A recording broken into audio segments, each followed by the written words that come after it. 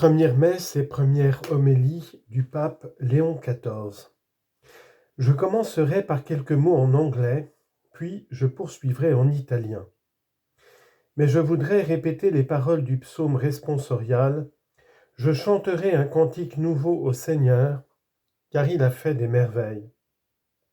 Et en effet, pas seulement pour moi, mais pour nous tous. Mes frères cardinaux, alors que nous célébrons ce matin, je vous invite à reconnaître les merveilles que le Seigneur a accomplies, les bénédictions que le Seigneur continue de répandre sur nous tous à travers le ministère de Pierre. Vous m'avez appelé à porter cette croix et à être béni par cette mission, et je sais que je peux compter sur chacun d'entre vous pour marcher à mes côtés, alors que nous continuons à être une Église, une communauté d'amis de Jésus, des croyants qui annoncent la bonne nouvelle, qui annoncent l'Évangile. Tu es le Christ, le Fils du Dieu vivant. Matthieu 16, 16. Par ces paroles, Pierre, interrogé avec les autres disciples par le Maître sur la foi qu'il a en lui, exprime en synthèse le patrimoine que l'Église, à travers la succession apostolique, garde, approfondit et transmet depuis 2000 ans. Jésus est le Christ, le Fils du Dieu vivant, c'est-à-dire l'unique Sauveur et le révélateur du visage du Père. En lui, Dieu, pour se faire proche et accessible aux hommes, s'est révélé à nous dans les yeux confiants d'un enfant, dans l'esprit éveillé d'un adolescent, dans les traits mûrs d'un homme, jusqu'à apparaître aux siens après sa résurrection dans son corps glorieux. Il nous a ainsi montré un modèle d'humanité sainte que nous pouvons tous imiter, avec la promesse d'une destinée éternelle qui dépasse toutes nos limites et toutes nos capacités. Dans sa réponse, Pierre saisit ces deux aspects, le don de Dieu et le chemin à parcourir pour se laisser transformer, dimension indissociable du salut confiée à l'Église afin qu'elle les annonce pour le bien du genre humain. Confiée à nous, choisie par lui, avant même que nous ayons été formés dans le sein de notre mère. Jérémie 1,5. Régénérés dans l'eau du baptême, et au-delà de nos limites, et sans aucun mérite de notre part, conduits ici et envoyés d'ici, afin que l'Évangile soit annoncé à toute créature. Matthieu 16, 15.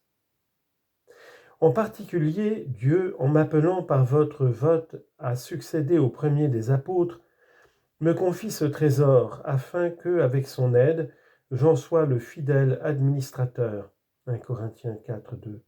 Au profit de tout le corps mystique de l'Église, de sorte qu'elle soit toujours plus la ville placée sur la montagne, Apocalypse 21, 10, l'arche du salut qui navigue sur les flots de l'histoire, phare qui éclaire les nuits du monde.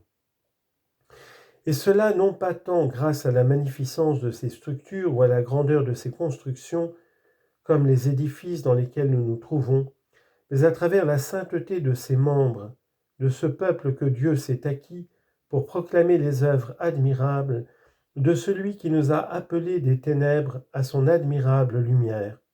1 Pierre 2, 9.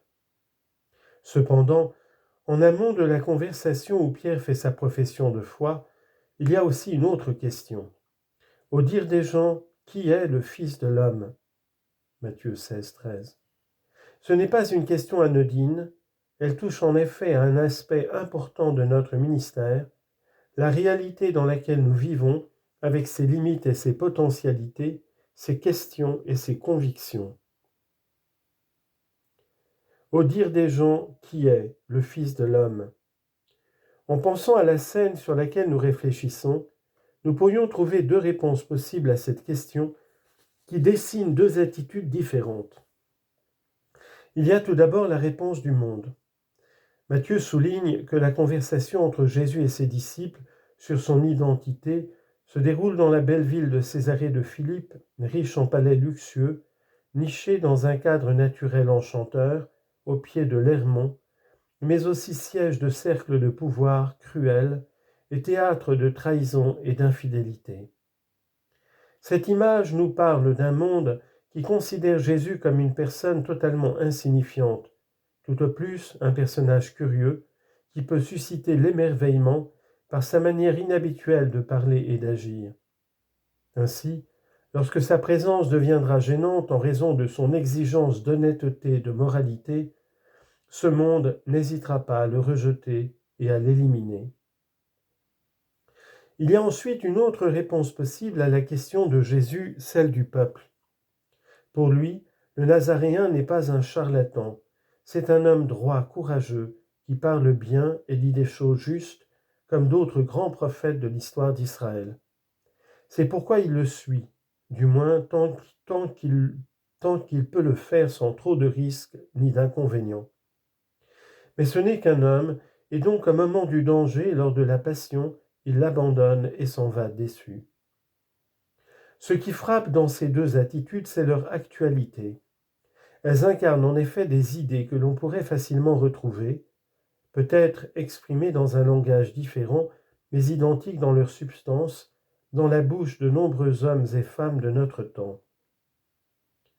Aujourd'hui encore, nombreux sont les contextes où la foi chrétienne est considérée comme absurde, réservée aux personnes faibles et peu intelligentes, des contextes où on lui préfère d'autres certitudes comme la technologie, l'argent, le succès, le pouvoir, le plaisir. Il s'agit d'environnements où il n'est pas facile de témoigner et d'annoncer l'Évangile, et où ceux qui croient sont ridiculisés, persécutés, méprisés, ou au mieux tolérés et pris en pitié. Et pourtant, c'est précisément pour cette raison que la mission est urgente en ces lieux, car le manque de foi entraîne souvent des drames, tels que la perte du sens de la vie, l'oubli de la miséricorde, la violation de la dignité de la personne sous ses formes les plus dramatiques, la crise de la famille et tant d'autres blessures dont notre société souffre considérablement. Aujourd'hui encore, il existe des contextes où Jésus, bien qu'apprécié en tant qu'homme, est réduit à une sorte de leader charismatique ou de super-homme, et cela non seulement chez les non-croyants, mais aussi chez nombre de baptisés, qui finissent ainsi par vivre à ce niveau, dans un athéisme de fait.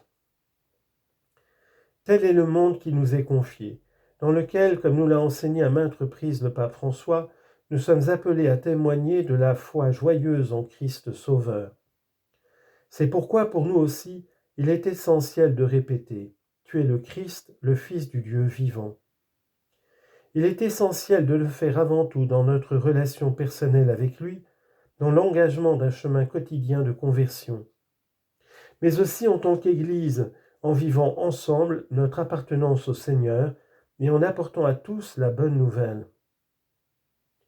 Je le dis tout d'abord pour moi-même, en tant que successeur de Pierre, alors que je commence cette mission d'évêque de l'Église qui est à Rome, appelé à présider dans la charité l'Église universelle, selon la célèbre expression de saint Ignace d'Antioche.